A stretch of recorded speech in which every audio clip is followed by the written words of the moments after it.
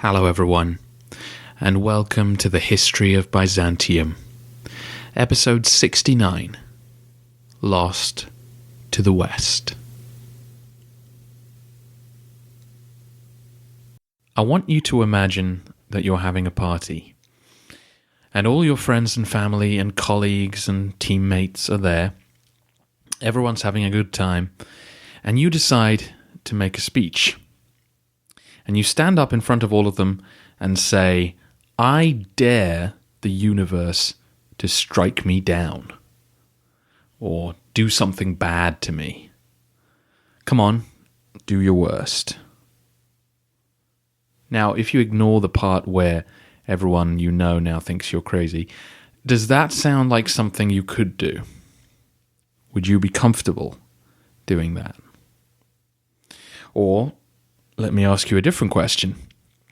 Do you believe that a certain combination of words said aloud could bring about disaster on an individual? Do you believe that if I made you read some words off a piece of paper, that a tree might fall on your car, or your house might become infested, or that you would be mugged on your way home? I'm assuming that most of you don't believe that. We live in a supposedly rational, secular age. We look for evidence, and we know that people say terrible things all the time and nothing bad seems to happen. But would you yourself want to stand up and say, "I dare you. I dare you, world, to make something bad happen to me"? Would you want to tempt fate in that way? Or would you agree to be cursed by someone? The rational part of you, I think, doesn't really believe anything bad will happen. But something is holding you back, isn't it? You wouldn't actually be comfortable doing that, particularly in front of other people. It would give you an uneasy feeling. You don't really believe anything bad would happen if someone else did it, but you'd prefer that it was them taking part in this particular experiment and not you. Now, that's a silly example, I know, but I wanted to pull out a feeling that I think many of us still have today that connects us directly to the people of the past. If I asked that same question of an 8th century Roman, I think they would say, "Of course not. Of course I wouldn't do that. Why would I want to mock God in that way?" Now, we today might say, well, yeah, he or she doesn't have our level of education or scientific understanding of the world. They believe that God directly interferes in the lives of humans, but we know better than that. Now, thanks to psychology or sociology, we can explain why we might be afraid of tempting fate. Our parenting or our society might lead us to be susceptible to the idea that some invisible force could harm us if we said or did the wrong thing. My point being that it still makes me uneasy to do that, even if I know better. Whereas for that 8th century Roman, they're feeling uneasy and they know why. For them, God is involved in their lives directly or indirectly all the time. When they're in church on Sunday, they hear about how God rewards and punishes people. When they get paid in cash, they see evidence of God's favor for the emperor and his administration. If they can read, they might open a book and learn about men and women from the past whose success or failure was generally dictated by their moral behavior. Those were the ideas that were reinforced across society. You only had to walk the streets of Constantinople to know that Constantine was a wonderful Christian man. How else could he have built such a city? And Justinian must have been very pious for God to aid him in constructing the Hagia Sophia, a building unlike any other. When I give that example, what I want you to understand is that this was not a foolish or superstitious worldview. I think it's too easy to fall into the trap of dismissing people from the past as idiots. Yeah, They didn't have science, so they saw something unusual and just thought, ooh, miracle. Solar eclipse, miracle. Rainbow, miracle. Pig falls over, miracle. Or perhaps more charitably, during the history of Rome, we heard about generals delaying battle because the entrails of their sacrificed animals weren't giving them the right signs, or the sacred chickens refused to eat. Even the intense discussions about the nature of Jesus' divinity might seem to some listeners to be a waste of time. These people just didn't know any better. They were stupid. Now, I'm sure most of you are more understanding than that. The longer I spend reading history, the more I come to believe that human beings are just human beings. Their fundamental capabilities and inclinations haven't changed that much over the centuries. Or perhaps it's fairer to say, we've been on this planet for a very long time altogether. It's not surprising that in the last 2,000 years, not so much has changed.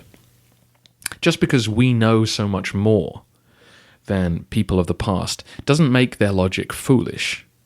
Let me give you an example of how a Roman might have thought about the world. And it's not my example, it comes from historian Mark Whitto, and rather than tamper with it, I'll give it to you in full. Imagine a situation where a hut collapses and kills a man who was sleeping inside. Once he or she had inspected the scene, a Roman would agree with us that the hut had fallen because termites had eaten through its main supporting beam. But they might regard that as only a rather obvious first step. For them, the real question would be why the termites ate through that beam in that particular hut and why it fell with that specific person inside. Our response, that this was just a matter of bad luck or coincidence, would be seen by them as a bizarre failure to answer the obviously significant questions. Romans throughout the ages watched helplessly as their best-laid plans were destroyed by drought or flood or locusts or disease or storms or a civil war.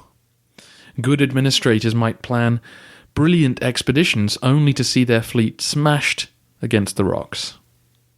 Sometimes men just fell over dead with no obvious explanation.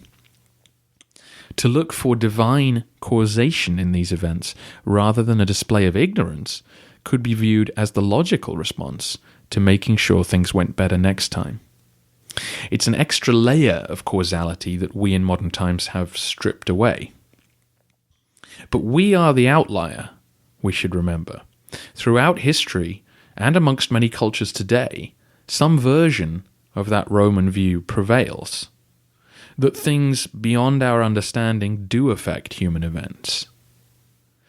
During the siege of 717, the residents of Constantinople still packed their storehouses with food, they still piled up weapons at the walls, and built new ships as fast as they could. But they believed that these acts alone were not the sole determinant of their fate. And I think this is our responsibility if we really want to understand the past. We have to try and discard our preconceived notions of how the world works. If you get into the Roman mindset, or the mindset of anyone from the 8th century, then a divine explanation for certain events can make a lot of sense. I mean, look at the rise of the Caliphate. It was now the greatest empire the world had ever known. It stretched from the Atlantic to the Indus River, or the steppe lands to the north, about 5,500 miles from one end to the other. But the Arabs had lived in Arabia since biblical times. How do you explain their unbelievable success? Do you say it's because a once-in-a-lifetime demographic collapse happened that allowed the plague and war-ridden armies of Rome and Persia to stand temporarily vulnerable, just as new leaders emerged who could pull the Arabs together to win pitched battles, and then sensibly build on that with shrewd occupation and taxation policies that created an effective war machine which could pull in new recruits and direct them outward? Or do you think that God decided to grant the Arabs this new power? If you think about it like that, then a supernatural explanation can seem far more easy to grasp, far more sensible, far more logical. The Romans had stood tall for a millennia, and now they had been utterly vanquished because of, a few bad decisions by an emperor or Yersinia Pestis? I mean, ridiculous. The Arabs had no doubt that God was responsible for their success. And what other evidence did they need than the miraculous nature of their victories to confirm the truth of Islam?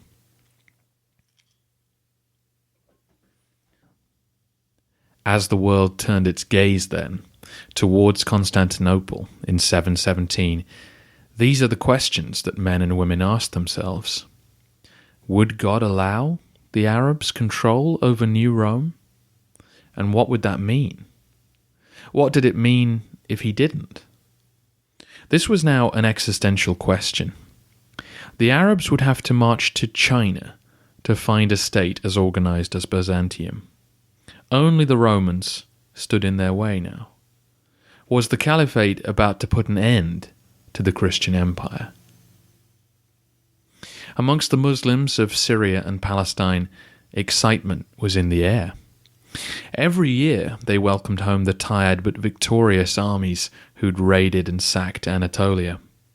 Now they sensed the cross-worshipping Romans would finally be broken. In fact, it wasn't just the momentum of victory which was causing a buzz. Amongst the apocalyptic predictions which swirled around the Middle East, one had come to be highly publicized. A prophecy had declared that in year 100 of the Muslim calendar, the world would finally be given over to Islam. Year 1 of that calendar was 622, when Muhammad left Mecca for Medina. So with 722 fast approaching, a siege of New Rome opened up the possibility of all the lands beyond embracing Allah in the near future. Pious men were signing up for the campaign, but joining them were the ambitious and the homeless. The speculation about the riches of Constantinople was running rampant. Even if you could only hope to be someone's servant or someone's cook on this expedition, once the gates were opened, it would be a free-for-all, and the treasures of the ancient Roman Empire would make you rich no matter who you were. Arab financiers were providing horses and equipment for free on the understanding that they would be repaid double from the looted spoils. Inside the empire, everyone knew the attack was coming, as confusion and dislocation reigned. Remember that about 3 emperors ago, the order went out that if you couldn't store enough to feed your family for 3 years, then you needed to leave the capital. Leo probably reissued such an instruction when he arrived, so people were on the road, spreading the news of the city's trepidation. Others were fleeing the 2 massive Arab armies that had snaked their way across the landscape, touching everyone in their path. Farmers and fishermen across Anatolia had been forced to hand over their produce to Maslama, while those living around the capital had been given requisition orders by Leo's men. Even those on remote Aegean islands would soon catch a glimpse of the giant Arab fleet as it passed by, heading north. And beyond Byzantium, the tremors were being felt. The Italians, the Lombards, and the Franks all knew about the rise of the Caliphate. Refugees from Spain and Africa had been arriving for the past 2 decades with tales of how strong and indefatigable the enemy was.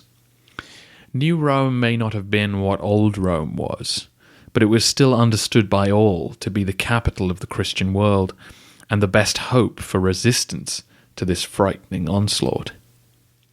Even the Monophysites in the Caliphate were eyeing the horizon for news from the front. They may not have wished to return to the persecution of the Orthodox, but the destruction of the Christian Empire was a thought that sent a shiver down the spine.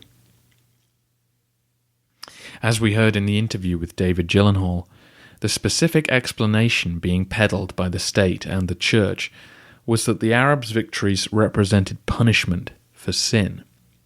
This would have been interpreted a number of different ways, depending on your location or your education. Maybe it was Heraclius' incestuous marriage that had set this all off. Maybe it was the Monophysites. Maybe it was the Orthodox. Maybe it was just the sinning in the minds and actions of the whole population. No one explanation was accepted, but as the Arab armies closed in on the capital, people must have wondered, wait a minute, it couldn't be that this is it. Is God really going to allow the heathens to rule over his chosen people? Were they still the chosen people? This is why, as our story resumes, you need to remember that the intelligent, logical, and rational people on both sides were not just looking for victory. They were looking for a sign from God about his intentions. And God was not about to disappoint them. Leo became emperor at the end of March 717, but Maslama's forces didn't reach the city until July. This was a crucial period of time for the emperor as he familiarized himself with the machinery of government and investigated the capital's preparations for a siege. Don't be fooled into thinking that Leo is a wise old dog who had seen it all in his long career. He was actually 31 years old, or thereabouts. As they always do, civil wars see the most experienced men cut down or exiled, and the chance for the young and ambitious to rise. Leo was working hard to establish himself as a worthy emperor under the most stressful circumstances that the empire had ever faced. Leo understood that the Romans would be vastly outnumbered in the coming struggle, and so his focus was on building more ships and strengthening the defences at the walls. He needed to make the siege last as long as possible if he was going to grind the Arabs down to size. This is the first time in our sources that we hear of a great chain being pulled across the Golden Horn. This wasn't an innovation. We heard of one being used when the Arabs took Carthage, but it would become an important part of the network of defences for Constantinople from now on, and was secured on one side in the suburb of Sikai, and at the other end by a gate in the sea walls. It's not clear if Maslama spent the summer making necessary preparations, or if he was waiting for Leo to surrender the city to him. Certainly the Arab historians think it was the latter, and claim that Leo was sending letters constantly, stalling the general's advance. However, it seems equally possible that the general simply felt he needed more time to occupy Anatolia and collect supplies for his army. Maslama knew that Constantinople would not fall easily. If Leo failed to convince the city to surrender, then it would have to be besieged, and that meant camping outside its walls for the winter. So the general wanted to make sure that his army was fed, and that the Byzantines would be unable to resupply themselves. His army spent some time subduing the areas around Sardis and Pergamum, while his subordinate Suleiman was sent to capture Chalcedon and pillage the surrounding countryside. We don't know a huge amount about Maslama personally. He was one of the many sons of Abd al-Malik, and therefore grew up as an Umayyad prince amongst much luxury. However, his mother was a non-Arab slave girl, and not the wife of the caliph. So while 4 of his half-brothers would become caliphs themselves, he was never considered for the top job. Whether this factored into his desire to be the man who would capture Constantinople, we don't know. It would be easy to do some armchair psychoanalysis and see that fact as a major inspiration. The Caliph Suleiman was fully supportive of his half-brother and had prepared a giant fleet in the ports of Cilicia, which was being loaded with men, animals, and supplies, ready to head west. We have some dubious numbers on those involved in this mission, but let's just say that thousands of workmen and thousands of camels and mules were there, along with huge stocks of weapons and provisions, along with fresh troops and many sailors. In late June, either losing patience with Leo or just finishing his preparations, Maslama marched to the city of Abydos and met Suleiman and his forces there. Abydos overlooks the Dardanelles, or what was then known as the Hellespont. This is the very narrow entrance to the Sea of Marmara where Constantinople sits. It made for the shortest possible crossing for the Arab armies, and they used boats to get safely across. You can see all this on the maps page at the website. It's in the top right-hand corner.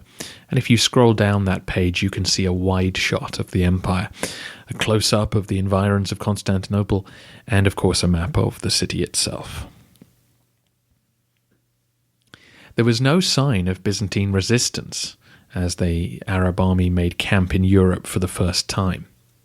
The Roman troops were all amassed in the capital, awaiting them. We don't know anything about troop numbers inside the city. It's something of a trade-off, because if you bring in every soldier you have, then you will go through your supplies that much quicker. And really, because the Theodosian walls are so strong, you only need a certain number of men to man them. Heraclius had sent 12,000 to do that job in 626, and that's probably a fair estimate this time. It seems like a core of themed troops were kept somewhere across the shore in Anatolia, in the cities which the Arabs hadn't taken. The feeling may have been that they could be snuck across the Bosphorus if things became desperate. Despite the concentration of forces inside the city, Maslama's path to the capital was not wide open as he may have thought. A night or two after they'd arrived, the Arab camp was set upon at night, with members of Maslama's personal guard amongst those slaughtered. When daylight arrived, the general realized who it was. The Bulgars were in the vicinity.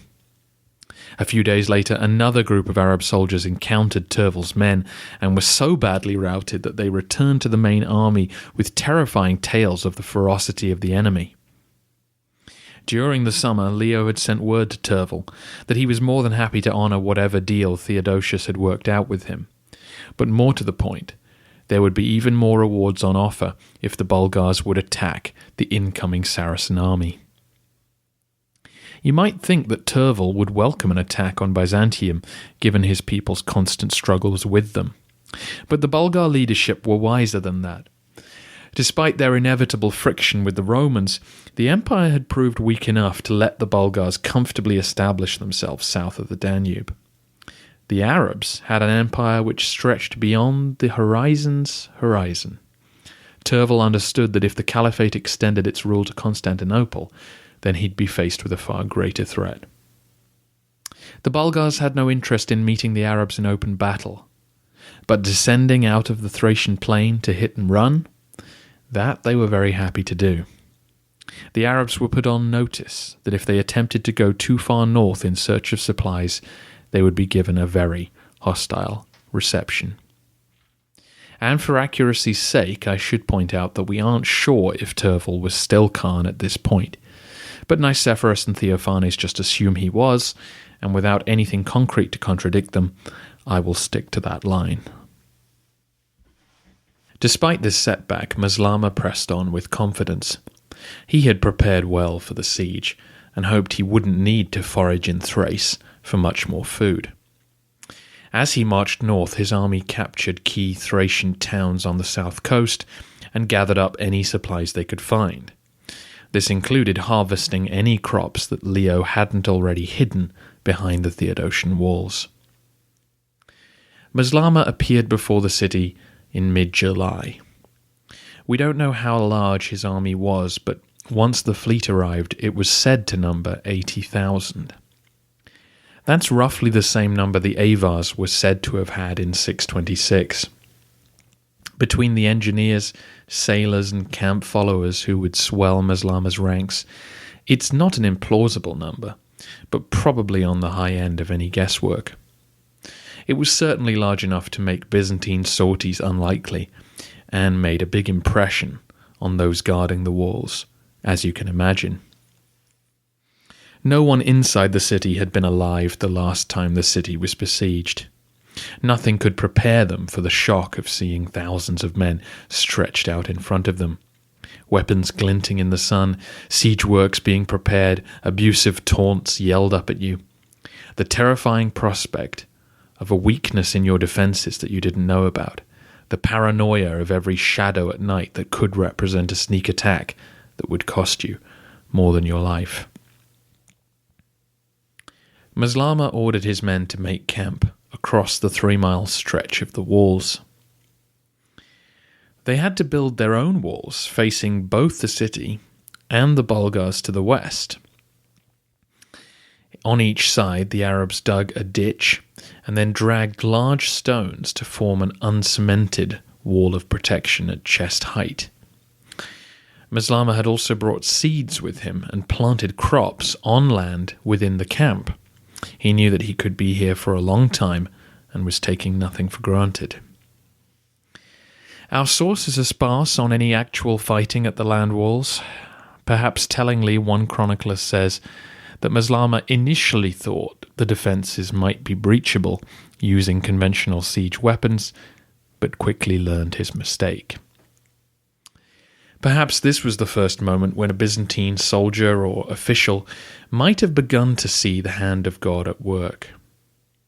Once the Arabs made an attack on the walls, the imposing nature of their construction would have become totally clear. No other city had walls like these, so high, so solid, so deadly.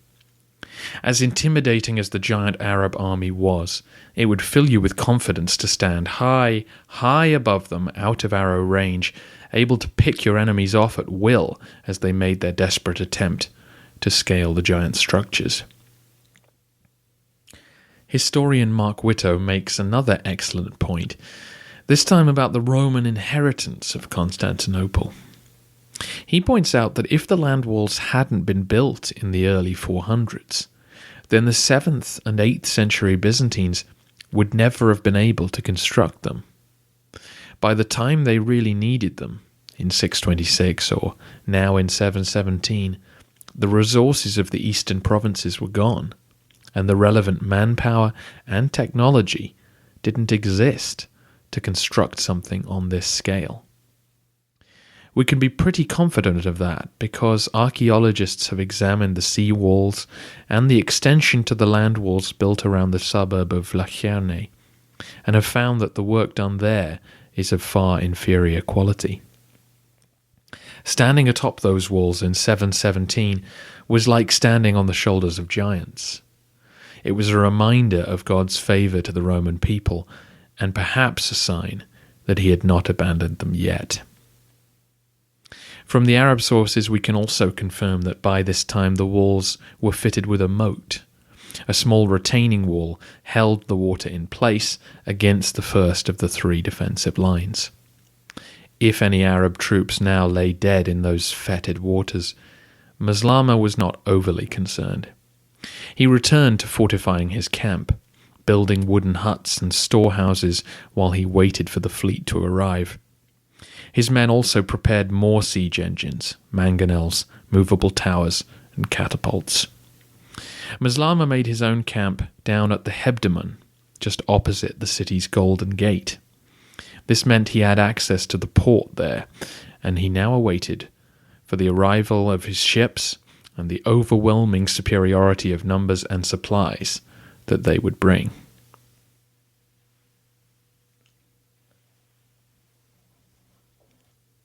By early September, the Arab navy appeared in the Sea of Marmara. Again, there would have been shock on the walls of the city as the tiny black dots appeared in a seemingly never-ending mass in the distance. As they came closer, they became recognizable as a giant fleet of warships, troop transports, and vessels of all shapes and sizes. The histories record that 1,800 ships were in the armada. Now 1,800 is a huge number, but then again 600 boats were used to ferry Belisarius and his 16,000 troops to Africa. So even if 1,800 is too many, I can imagine it was more than 600. This was a very serious attempt to knock the Roman Empire out for good. The supply ships began to pile up on the shore by the Hebdomon and spent several days unloading supplies.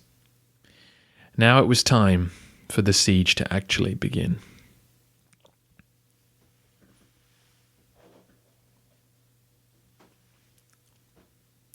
To starve out the citizens of Constantinople would take a supreme effort. As you know, the city was incredibly well situated to withstand a siege. Inside the walls were giant cisterns to catch rainwater. Between those walls and the suburbs, there was farmland, fields and orchards and gardens to grow fresh supplies. The Golden Horn allowed fishing to go on as well. So you really had to cut off every other avenue of supply just to get the citizens inside to use up their resources. And the city had many avenues of supply. It had access to both the Mediterranean and the Black Sea, as well as an incredibly short crossing at the Bosphorus, the narrow sea lane which flows between Europe and Asia. In order to successfully prosecute the siege, the Arab fleet would need to blockade the Bosphorus. Not only cut off each entrance to it, but ideally to get into the centre and take control of the Golden Horn, that inlet of sea that allows the city to be surrounded on three sides by water. The Golden Horn was a key target. If the Arabs could even get access to part of it, it would leave the city's sea walls open to attack.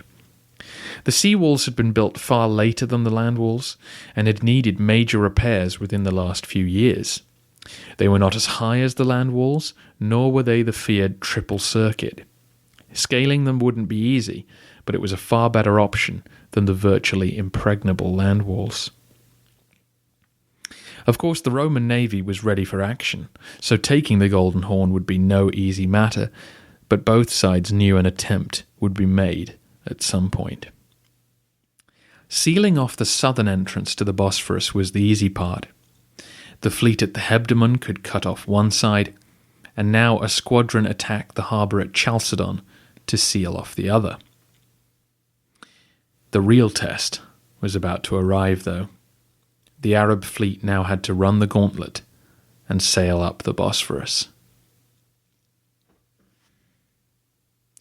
Their plan was to sail past the Golden Horn, scout the Roman fleet as they did, and set up a base in one of the ports just to the north of Sykai.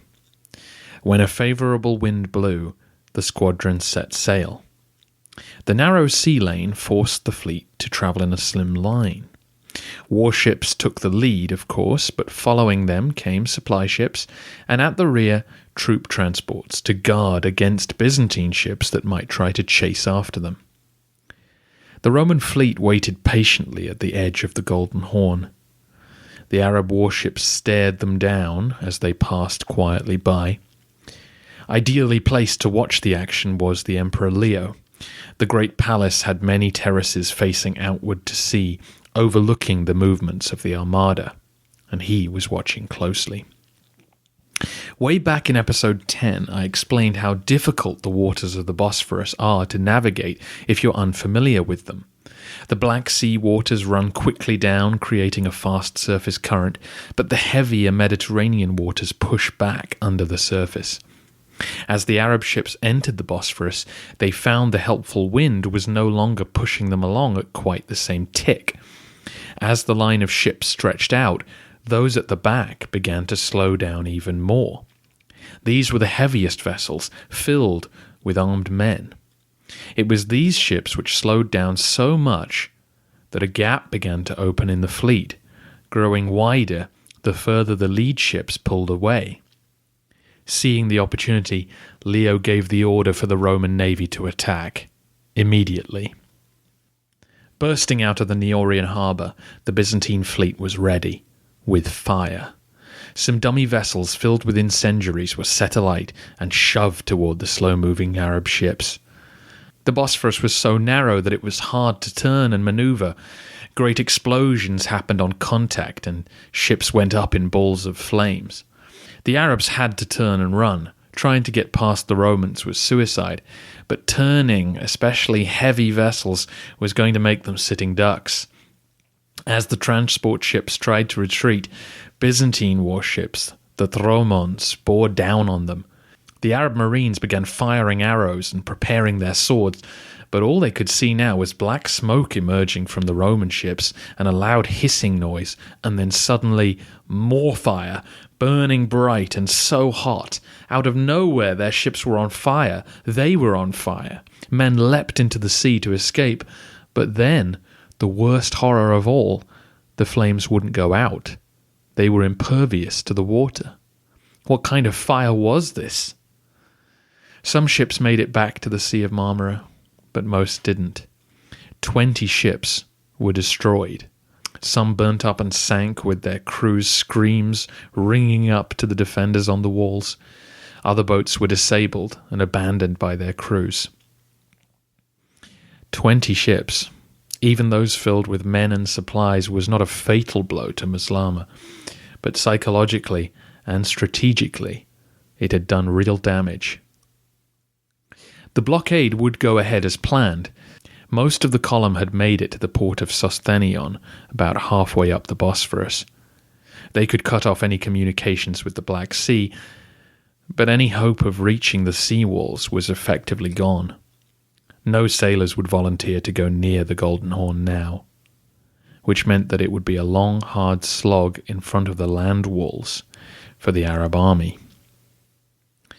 Back in Constantinople, eyewitnesses quickly passed on the news of the fleet's success. Tales of how the Roman fireships had performed became evidence that the Lord was still with them. How could he not be when water refused to put out his flames? There was not much exaggeration needed to support those who began to claim that the enemy had reached for the walls of the Christian capital, but only a foretaste of hell had greeted them. The miracle bubbling up in the Bosphorus was, of course, what later came to be called Greek fire. As I mentioned back in episode 52, Theophanes records in his history that this liquid fire, as the Romans called it, was used in the, quotes, siege of the 670s and caused great havoc and fear amongst the Muslim sailors who experienced it. Now that there's serious doubt about that siege ever happening, it's difficult to know when the fire was first used. Theophanes claims that the substance was created by a certain Callinicus, a Christian architect from Heliopolis in Lebanon. Callinicus had defected or moved to Byzantium and offered his new invention to the imperial navy. We have no idea if this story is true, but we can't disprove it. What we do know is that fire had been used as part of warfare going back thousands of years. Tubed flamethrowers are mentioned by Thucydides during the Peloponnesian Wars in the 4th century BC. And even on this podcast I made reference to fire weapons being deployed as part of the imperial navy when Anastasius was fending off Vitalian's rebellion. Whether or not the formula for liquid fire was something which the Imperial Navy had been working on for centuries, or if it was one man's invention, we don't know. But clearly by 717, 2 innovations had been introduced into the equation, which would add up to the Greek fire of the popular imagination. One was that this fire would keep burning even when it landed on water, and second was that it could now be directed from a ship using a siphon. This created a ship-mounted flamethrower which was devastating to men and ships alike. We still don't know today exactly what formula was used to create this substance, or exactly how Roman ships were outfitted to use it. However, historians have done their best to discover what might have been. Eyewitness descriptions over the centuries tell us 4 useful things. 1, it was projected from boats using some kind of siphon attached to tubes. 2, it kept burning on top of the sea. 3, it had a very short range, no more than 20 yards. And 4, as it was fired, there would be a huge roaring sound and lots of black smoke.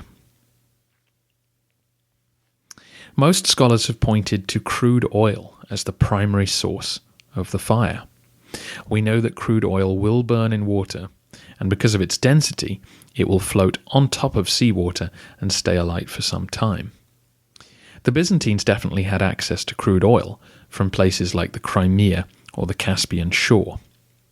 The oil could be dug up from shallow wells and transported in large amphorae to Constantinople. But how was the oil stored on ships and set alight? Theophanes describes the imperial warships as cauldron fire-bearing thromons, equipped with siphons. Based on descriptions of bronze tubes running toward the siphon, we assume that the oil was heated in these cauldrons, then pumped along the tubes and shot out. Why was it heated? Because crude oil is too viscous, too sticky to flow efficiently down a tube unless it is heated first. In modern pipelines, for example, oil is sometimes heated to gain a better flow. From descriptions of thromons from later Byzantine literature, it seems like ships were equipped with siphons at the bow and the stern, and some even had ones on the sides as well. These siphons had some kind of swivel function to help aim their fiery discharge. We also read about fortified foredecks being built to house the siphons so as to protect the men and the ship below from being burnt. And how would this work in practice? Historian John Haldon attempted to recreate Greek fire as part of a documentary filmed in the early 2000s, and this gives us our best guess. Haldon and his team used only devices and substances which the Byzantines would have had access to. For a start, the oil had to be heated on a brazier, a metal bowl or box which could house an intense fire safely on a wooden ship. They used flax in the fire as it burns slowly, which again is safer. A bellows could then be used to make the fire burn hotter when it was needed. A bellows is a wooden device that pumps air. Haldon found that using the bellows began to create a roaring sound and that the flax creates a lot of smoke when it burns hot, both matching descriptions of liquid fire in action.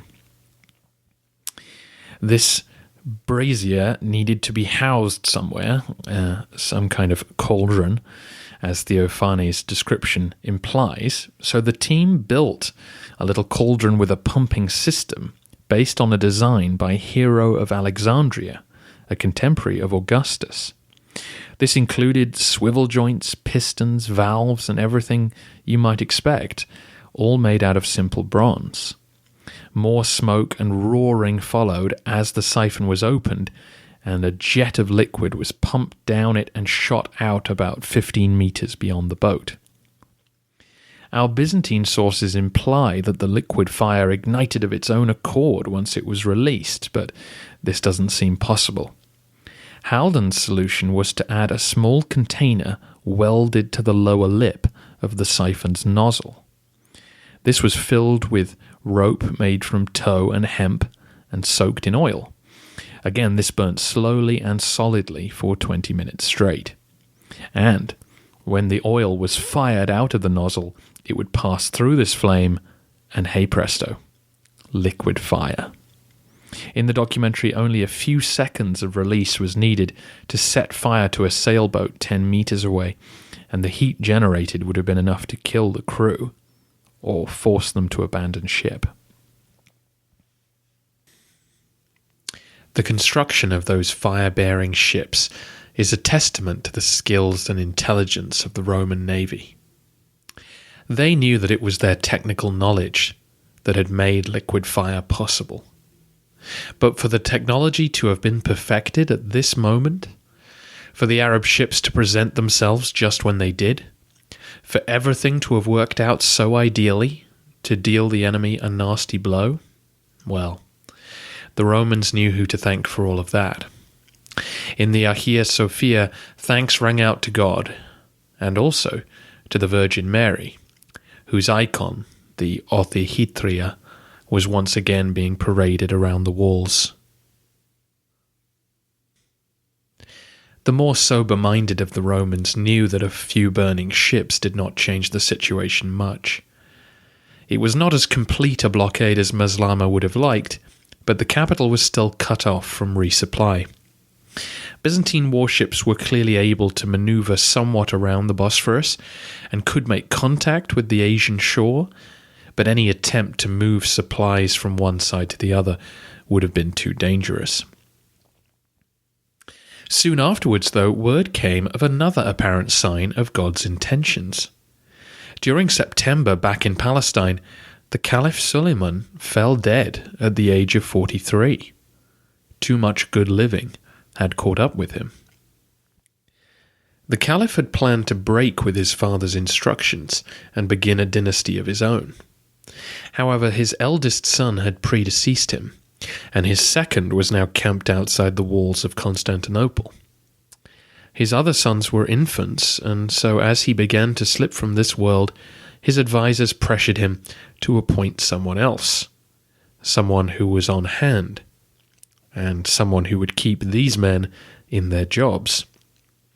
Suleiman succumbed to their urgings and, ignoring his own brothers, appointed his cousin Umar to succeed him. Umar was known for his piety and would prove to be far more concerned with the growing tensions inside the caliphate than with attacking Byzantium. It's not clear how much of this would be known inside the Roman capital. But as the news trickled across the empire, those searching for God's plan in these events wouldn't have failed to notice that the man who had dispatched the fleet against the Christian people now lay dead. Could a crisis develop inside the caliphate as a result? It didn't, but the thought that it might stoked the fires of hope. Maslama would not be distracted by this. He had his eyes on the prize as he tightened his grip on the city. Negotiations continued with Leo as autumn set in. You might ask why the Romans would even consider giving up, but we have to ignore hindsight. The Arabs had battered down every important fortress between here and the Taurus Mountains. If they managed to get inside the city, it meant rape, slavery, the despoiling of churches, the loss of everything that the people held dear. Constantinople was ideally situated for a siege, but that doesn't stop people from feeling trapped or desperate. Who knew what might go wrong? Grain can spoil. Water can be poisoned. Rain can stop falling. Paranoia and despair would have gripped everyone inside the city at some point, no matter how inspiring the patriarch's sermons were, or how reassuring the sight of the Virgin's icon was. What Maslama didn't know, though, was whether Leo was seriously considering surrender, or if it was all more delay tactics. This is where our sources differ considerably. The Arab histories are certain that Leo was still leading Maslama to believe that he would surrender the city to him. The emperor had given his word, and surrender was the humane option which would save the people from further suffering. So Maslama had good reason to believe him. He also understood that the emperor couldn't just wait till everyone went to sleep and then unlock the gates. He would have to persuade the people that surrender was their best option. So far, so good. But what happens next just sounds too good to be true. Maslama had taken great care to ensure that his men were going to be fed during the long siege. So he had had wheat collected in Asia, he had it harvested in Thrace, he had it brought from Syria and Egypt and loaded onto the fleet. Once he'd established storehouses inside his camp, he had the wheat piled high and placed under guard. The defenders up on the Theodosian walls could see these great mountains of wheat staring up at them, and news had spread throughout the city. So Leo let Maslama know that one of the problems he had in convincing people to surrender was that they knew the Arabs were settling in for a long siege. The people were willing to take their chances in a battle of who will run out of food first. They were far more scared of waking up in the night to find the Arabs were already in the city. Leo explained that if the people thought that Maslama was about to assault the walls, then they would fear for their lives and agree to surrender. But the news coming back from the front line was that no attacks were being made. Men were just sitting around, well prepared to sit around some more. But, Leo said, if you were to burn all your wheat, then they would be afraid. Then they would know that you must be about to attack, because, well, why else would you burn your own food unless you were sure that you were about to start eating off the emperor's table? In fact, don't just burn your wheat. Burn it, but set some aside and put it on a boat and let me take it into the city. That way I can show the people how generous you are. The boat full of wheat is a promise that you will take care of them once you are master of the city. Maslama complied. He handed over some of his supplies and burnt the rest in giant bonfires. Suddenly, Leo changed his tune.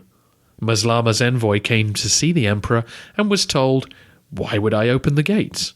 Why would I betray my religion or give up my kingdom?" Whoops.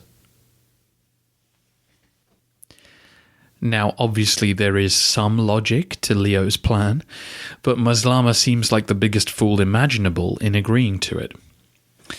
Nicephorus and Theophanes don't mention this incident at all, but as we discussed last episode, it's possible they downplayed Leo's role in the siege. The story comes from the Arab historians who don't otherwise criticize Maslama. And I don't think they're trying to portray him as being dumb as a doornail. I think they want us to see that he was taken in by Leo's personal oath of loyalty. The men writing these histories were long removed from Umayyad times and were working at the court of the Abbasids, the regime which will take over the caliphate in 750. Again, though, I don't think this is simple character assassination. I think it's a story that explains how Maslama was defeated by treachery that has morphed in the telling. These historians were writing in the 800s or 900s, and they had to go on the accounts that were handed down to them, and we don't know what these would have recorded precisely or what motives lay behind them. The story goes on to recount two other negotiating points which sound more plausible. One was Leo offering Maslama money to pack up and leave, essentially giving him some of the spoils of a sacking, but avoiding actual battle. And then later on, as negotiations break down, the emperor offers him safe passage back to Syria, as in the Byzantines would not harass his retreat if he chose to go. Of course, both these offers were ignored, with Maslama refusing to believe anything further that Leo had to say. He may have made another attempt on the land walls in retribution, but if he did, the results were predictable. It's really difficult to know what kind of negotiating took place. I'm sure embassies did go back and forth, as was the case with the Avars, but whether Leo is an evil genius who laughed at Maslama's foolishness, we don't know. I certainly don't think the Arabs needed to have burnt all their supplies for what happened next to happen. As autumn turned to winter, Maslama prepared his army to maintain the siege. Winters in Constantinople could be cold. It's on about the same line of latitude as New York, but it's usually not quite as cold as that. In 717, though, as December arrived, it turned very cold. Some say freakishly cold. Men inside the city couldn't remember the last winter as harsh as this one. Snow began to fall, and fall, and fall. This was far worse than anything that men from Arabia had ever dealt with.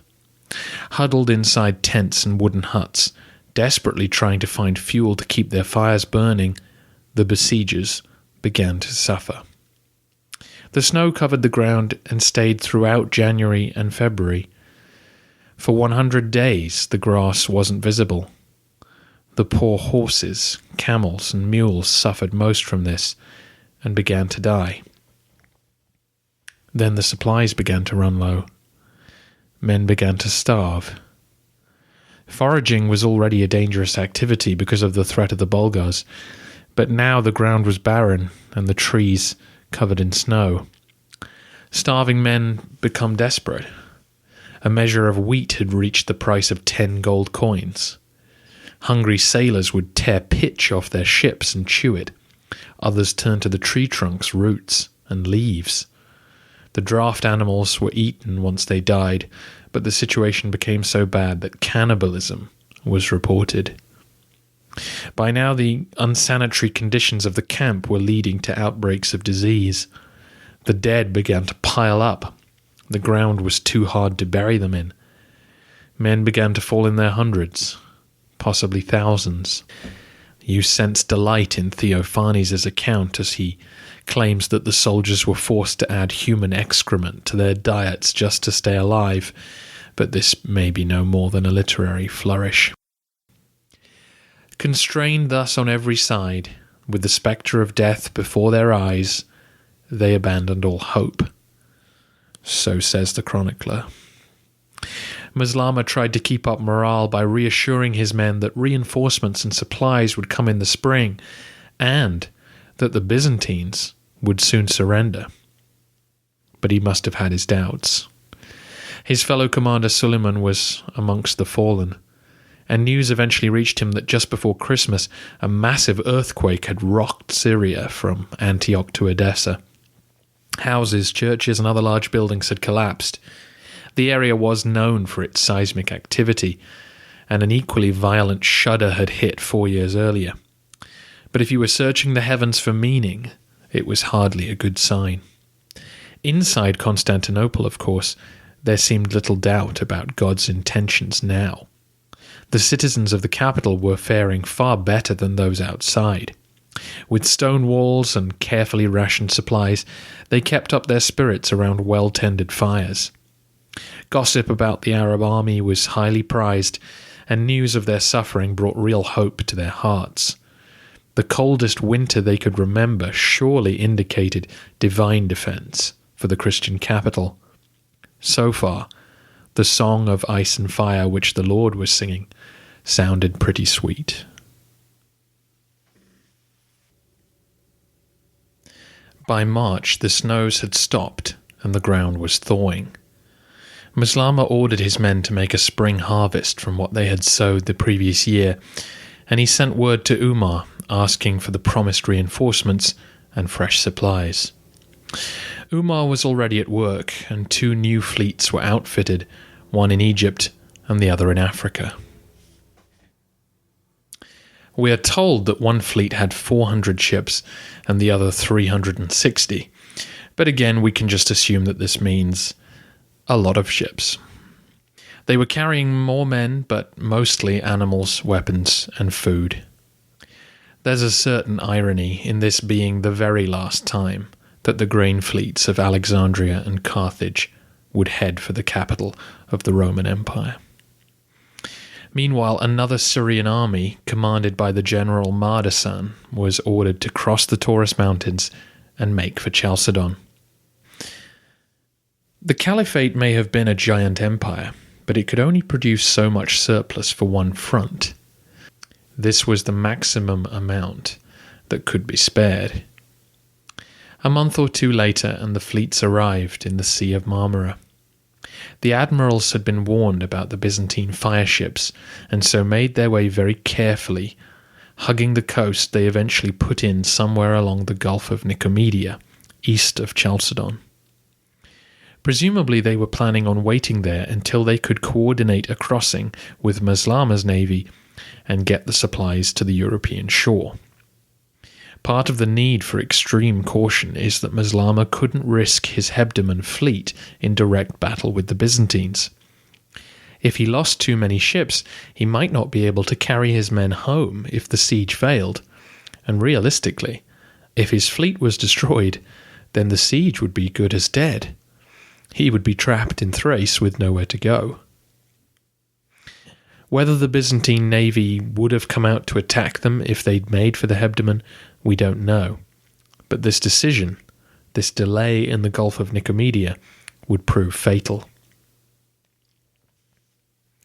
As you know, the Arab Empire was built on the conquest of non-Muslim people. I'm sure there were many Christian sailors and soldiers amongst Maslama's initial force, but a considerable number were men who identified themselves as Muslims, or something close to it by this point. But having outfitted a giant fleet, there were few Muslim sailors to call upon for these second and third efforts. These ships were packed with almost exclusively Christian seafarers. Some had come from Carthage, which had only been conquered 2 decades before. Christians who had been pressed into service. If the number of ships in action is anything close to accurate, then it's probable that all active sailors were on campaign, and the men called up for these expeditions were those who just worked in the shipyards or were used to short-distance trading trips, not men who would have expected to see combat on this scale. Once they landed on the Anatolian shore, large groups of them began to defect to the empire. Jumping into skiffs and rowing boats, groups headed out into the Bosphorus, yelling up to the walls, "Long live the emperor!" Theophanes says that so many boats were in the water that it seemed to be entirely covered in wood. This was a gift for Leo. He welcomed these new arrivals warmly, and naturally was very interested to learn the location and the contents of their ships. The Byzantine fleet set off immediately. Blasting their way out of the Bosphorus, they shot across the Marmara, making for the Gulf. Ships filled with kindling would only have slowed them down on this mission. The fleet heading out of the harbour were those armed with liquid fire. Many of the crews of the relief fleets were already on the shore when the Roman navy appeared in the distance. Some just fled into the countryside. Those still in their boats gave up and sailed away. Those that remained were faced with fire. Bursting forth as if from a dragon's mouth, it ignited the ships which, moored side by side, quickly spread the flames. The fleets were crippled within a couple of hours. The Byzantine victory was so complete that they were able to hop ashore and snatch crates of supplies that had already been unloaded. Returning to the capital like conquering heroes, the sailors showed off their loot to the populace, who cheered at every morsel being taken from the besiegers and brought to the besieged. This was a crippling blow to Maslama. Those supplies would have kept his men fed throughout the summer and allowed him to re-establish their morale. The fresh recruits were now stranded in Anatolia, where they would either be captured or have to live as brigands until they found a way home. But worst of all, those ships were practically irreplaceable. Building a navy is incredibly expensive, and the Caliphate wasn't going to be able to create a whole new one out of thin air. More grain might be available in Egypt or Africa, but now it had no way to reach his men. Even worse was to come. The only hope Maslama really had now lay with Mardasan, the general leading another army across Anatolia. If Mardasan's men could occupy Chalcedon and Chrysopolis and essentially cut off the whole of the Asian shore, then it would more completely encircle Constantinople. With those troops in place, there would be no way for Leo to communicate with the remaining theme armies in Anatolia. The citizens of the capital, learning that no reinforcements could reach them, would be far more likely to panic. However, Leo was ahead of Maslama, either shrewdly anticipating the arrival of reinforcements or tipped off by one of the deserters. Leo ordered the theme regiment stationed just across the Bosphorus to go out and lay a trap for the incoming army. They began tracking Mardasan's forces as they advanced unopposed across the countryside. They then concealed themselves in the forested hills somewhere between Nicaea and Nicomedia. When the unaware Arabs had passed by, they fell on them, cutting to pieces the shocked troops. The Syrian army panicked and routed. This was utter disaster. Maslama was now totally isolated outside the walls, and not only was his own army greatly diminished and poorly supplied, but the Byzantines had now restocked their capital. After the destruction of the relief fleets, Roman ships had taken the opportunity to cross to Asia and ferry supplies back to the city. Meanwhile, the capital's fishermen were so emboldened that they headed out into the Bosphorus to bring in greater catches. When news of these calamities reached Umar, he wrote to Maslama calling off the siege. What more could be done? The caliphate's best efforts had all come to naught, and the caliph wanted what remained of his forces to return home safely. The son of Abd al-Malik did not want to go, and tried to hide the news from his men, but word got out, and most were more than ready to abandon their miserable surroundings. In August 718, after 13 months before the walls of New Rome, the general reluctantly conceded defeat and ordered his men to pack up. Rubbing salt into the wounds, as Maslama's men disengaged from the siege and began to march south, a large contingent were surprised by a sudden Bulgar attack and suffered a nasty casualty list. The remainder of the fleet were only able to ferry the army back to Anatolia and left them to march hundreds of miles home, living off the land. Umar, with great compassion, sent out a call across his domains, asking that the families of these men come and help them get home. Mules and horses were sent to Cilicia to meet them and ease their return journey. Once back in the caliphate, though, Yersinia Pestis returned to Syria, greeting the poor troops with its usual warm welcome. It would rage throughout Mesopotamia and Iran for the next 2 years. God seemed to be kicking the Arabs while they were down. And yet still, their suffering was not over. After dropping the men off at Abydos, the fleet left the Sea of Marmara and was caught in a bad storm which sunk many ships. And if the Byzantines needed more confirmation of God's favour, another contingent of the fleet were hit by burning hail. Those who survived watched in horror as their comrades' keels dissolved in the boiling sea. These ships had passed by the volcanic island of Thera, which would, 7 years later, erupt. Dogged by the Roman fleet as well, the Arabs suffered yet more losses as they limped home.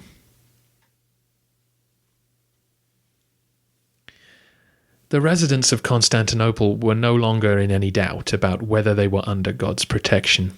Theophanes comments on the Arabs that many other calamities befell them at that time and made them learn by experience that God and the All-Holy Virgin protect this city and the Christian Empire, and that those who call upon God in truth are not entirely forsaken, even if we are chastised for a short time on account of our sins.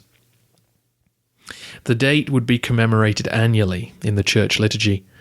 1 year later, for example, the Patriarch Germanus delivered a homily on the deliverance of the city by God.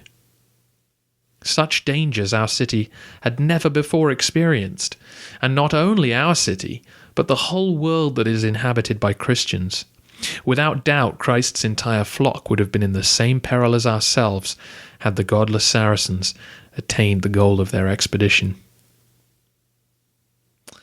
While the Byzantines had every reason to trumpet that claim as part of their propaganda, the Western world did respond to their victory. Over the next few months, embassies arrived with gifts for Leo seeking his friendship, from the Franks, the Lombards, several Slavic tribes, and even the Kagan of the Avars, a people who knew intimately what Maslama had been through. For the Romans, though, the siege would prove to be only a temporary respite. The Arabs returned within a few years to resume hammering the towns of Anatolia. Civil war would return, and the debate over iconoclasm would seek to answer the question of why the last 100 years had seen the Byzantines so disastrously lose God's favour. No one was sure that the Arabs wouldn't come back, but at least now they knew that they had what it took to stand against them. Constantinople remained an asset like no other. The navy had performed beyond expectations, the army had followed orders, and Leo had proven he was a worthy emperor. The belief in God's protection for his favoured city would only grow once stories of the siege spread around the Mediterranean. Hopefully you can see now how understandable a belief that was, given all that the defenders had witnessed. The longer the city went unsacked, the more ancient, amazing, and mysterious it would appear to its inhabitants. The siege of 717 would prove to be one of its finest hours.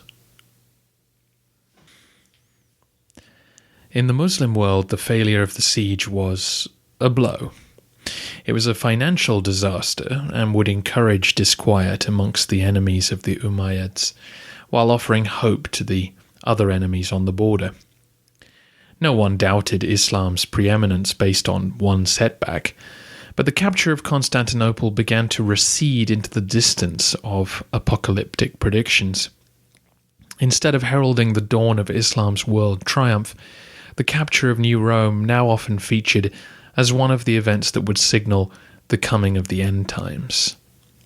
In a way, it mirrored Christian predictions about the capture of Jerusalem. Even the mystics on both sides were slowly acknowledging the status quo. As the centuries wore on, accounts of the siege in some Arab histories became unrecognizable from what actually took place. In one of the more famous stories, the Byzantines were said to have actually made formal submission to the Arabs, but been allowed to keep the city. In this telling, Leo opens the gates and allows Maslama a sort of triumph through the streets. The emperor then greets the general like his master at the Hagia Sophia and escorts him around. Grudging acknowledgement of Fortress Constantinople comes from a 9th century Arab geographer who describes it as the greatest city of the Romans and their refuge. The perspective of those back in the Levant is perhaps summed up by a Syriac chronicler who said of the Muslims that, over Constantinople, God has not yet given them any power.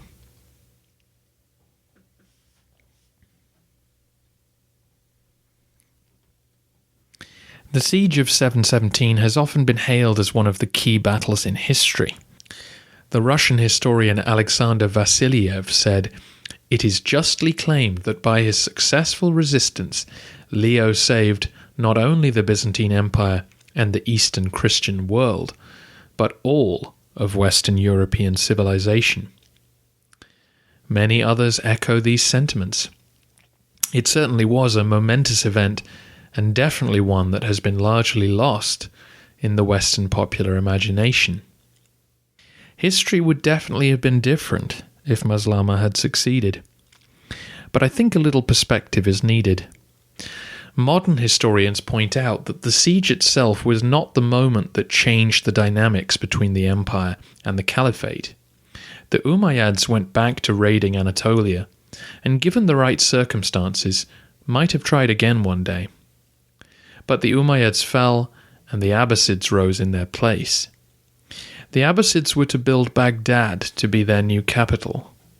As we will discuss at the end of the century, that move east made New Rome more distant both geographically and spiritually from the concerns of the caliphs. Together with that, the caliphate was reaching the limits of its expansion. In the 730s, a series of confrontations with the Franks would shatter the ambitions of the armies in Spain. In the 740s, a massive Berber rebellion would disrupt the caliphate's rule across North Africa. In modern Kazakhstan, the Western Turk tribes united to resist Muslim advance, eventually drawing the Chinese into the conflict. And the Khazars, encouraged by the failure of the siege, would soon attack the Arabs in the Caucasus, beginning 2 decades of bloody but indecisive fighting in the mountains. The resistance of Constantinople was vital for the survival of the Romans, no doubt. It also maintained the plausibility of claims that God really did favour the Christians. But it was part of wider events which would contain the advance of the Arabs. Even a Muslim victory in 717 would not necessarily have led to the conquest of Europe. Any number of things could have happened, and I suspect that the dynamics of the internal politics of the caliphate would have been deeply affected by the capture of the city. After all, if someone wanted to resist central authority, what better headquarters could you ask for than the impregnable fortress on the Bosphorus?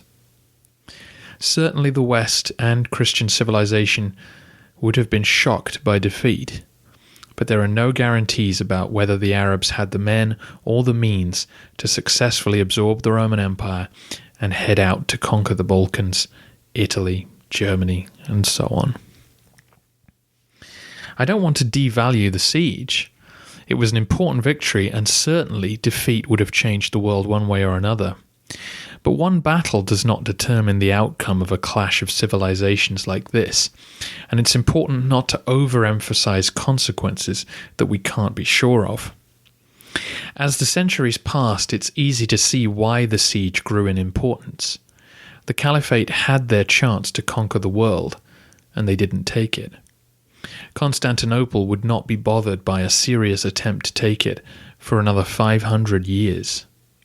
It's understandable that the Byzantines would want to take credit for the survival of the West. And now that they're gone, it's our job to remember what they did. While we're pouring cold water on this victory parade, let me just mention something briefly about Greek fire.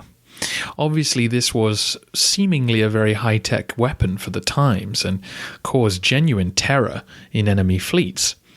However, liquid fire was not a war-changing invention. With a range of only 20 feet, the Romans put themselves in serious danger of being boarded or shot to pieces every time they used it. Also, the fact that the flames stayed alight once they hit the sea meant that your own ship was in serious danger of catching fire. Using this liquid in choppy or windy conditions was out of the question. The only safe time to use it was in very calm waters, and ideally in a defensive capacity. As in, ideally when your fleet don't have to travel far with burning hot oil on board, because out in the Mediterranean there was a very good chance you would just set your own ship on fire. Liquid fire was an ideal weapon for use in the defense of Constantinople, especially with the very calm waters of the Golden Horn and often calm waters of the Sea of Marmara. But in most other situations, it was of very limited value. We don't hear of its use often, and despite Roman propaganda, we know that the Caliphate soon worked out how to make it for themselves, but didn't find it that useful. Humans always adapt, and heavy timbered warships were less susceptible to the flames than lightly constructed vessels, and sand could be used to smother the flames if you got there quickly enough. The Byzantine historians described their fire as if it was another divine source of protection for the city, the technological equivalent of the Virgin Mary, if you will. And in many ways it did function like that. It was devastating in this particular location. But if you're wondering why the Romans didn't set sail immediately to burn their enemies alive, then you now know why. Finally, of course, the term Greek fire comes from the Crusaders, who referred to the Romans as Greeks. The Byzantines themselves always called it liquid fire. A couple more things before we go. The first is that I thought you might want to know the fate of Maslama, as he won't appear in our story again in a major way. He was not disgraced by defeat, even though I'm sure it was a disheartening failure. Umar dispatched him to become governor of Iraq and quell a number of rebellions there. And after Umar's death, the title of caliph passed back to his brothers, first Yazid and then Hisham. Under the latter, Maslama would return to action in Armenia before taking charge of the war effort against the Khazars. As you know, he was a highly capable military leader and was said to have twice bested the Khagan himself in battle. However, he fell foul of court politics and headed into retirement on his estates in northern Syria before dying in late 738. He was clearly one of the finest generals of his time, but will largely be remembered for the one battle he didn't win. As for me, it's been 22 months since the initial fundraising episode went on sale, and I've been able to keep going since then, thanks to all of those who contributed then and since. and those who've bought the Origins of Islam episode and given so many kind donations. However, it's come time to once again ask you to buy a narrative episode to ensure that I have the funds to keep the podcast going for the foreseeable future. It will be coming soon, and I will explain all then. Next episode will be a fun interview with Sean Munger, the man behind the Cry for Byzantium Twitter feed and the novel set during this siege, Zombies of Byzantium. And if you're interested, there is an episode of the Twilight Histories podcast and an ebook that goes with it, speculating on the possibility of an Islamic conquest of the Roman Empire. It's called Roma Islamica, and I definitely recommend you check it out. For now, though, thanks for listening, and let's try not to let the Byzantines be totally lost to the West.